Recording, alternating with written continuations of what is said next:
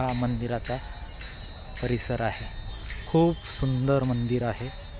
तुम्ही या मंदिराला प्रत्येक गुरुवारी येथे देवाची महाआरती होते। तुम्ही येऊन इथे देवाचे दर्शन घेऊ शकता।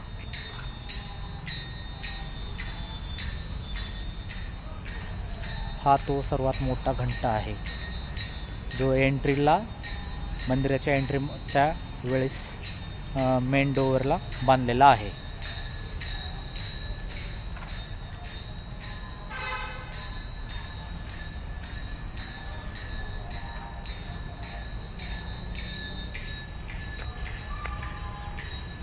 हा मंदिराचा खूप मोठा घंटा आहे जो एंट्री पॉइंट म्हणजे जिथे आपण प्रवेशद्वार आहे तिथे हा घंटा इतका मोठा आहे, तो खूप उंचावर बांधलेला आहे।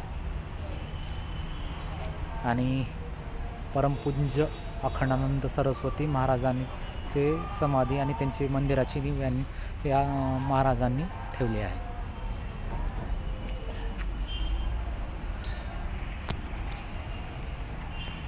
हा मंदिराच्या गाभाऱ्याबाहेरचा परिसर आहे। मी आपला सचिन जनवाडकर। अशा वेगवेगळ्या देवदर्शनांचे मंदिरांचे या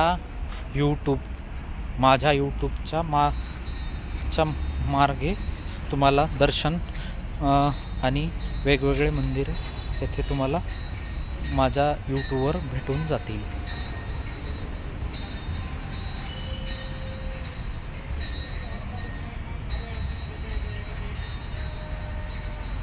हा मंदिराचा सर्वात मोठा घंटा हा बघा, हा प्रवेशद्वार आहे। हे प्रवेशद्वाराच्या येथे हा घंटा आहे। खूप मोठे आणि खूप उंचावरती आहे।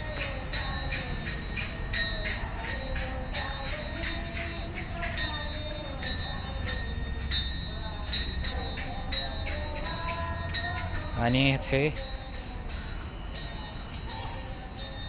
मंदिराच्या प्रवेशद्वाराच्या बाजूला इथे एक पुस्तकाचे दुकान आहे।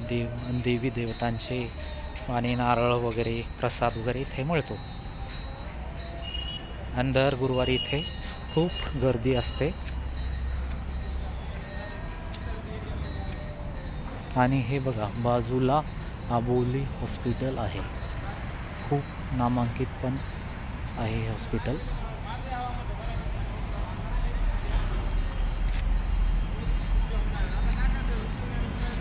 मल्टीनॅशनल हॉस्पिटल आहे हे।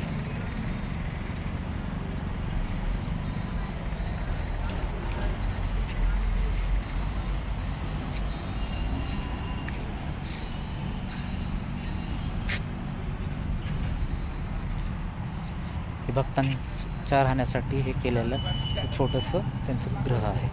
इथे भक्त येऊन ज्यावेळेस यात्रा वगैरे असते त्यावेळेस हे आता सध्या मेन एंट्रन्समध्ये कन्स्ट्रक्शनची तयारी आहे दत्तधाम मंदिरामध्ये।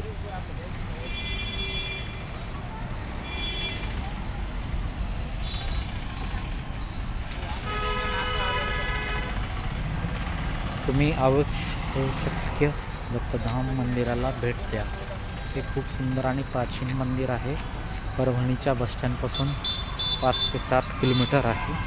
येऊन भेट द्यावी ही माझी विनंती आहे।